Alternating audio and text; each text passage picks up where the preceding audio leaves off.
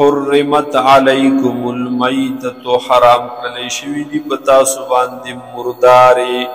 خوراک د مردارو سارو والدم او وینا ولحم الخنزیر او غوښه د خنزیر د سور وما اهل لغیر الله به او حرام کړل شوی دی پتا سو باندې هغه څه چې واغستل شي به نم د غیر الله والمنخنقه او هغه ساروی چې خپي کړل شي مړی د هغه والموقوذه او هغه ساروی چې وشتل شي وي والمترديه یا رغړی دلی وي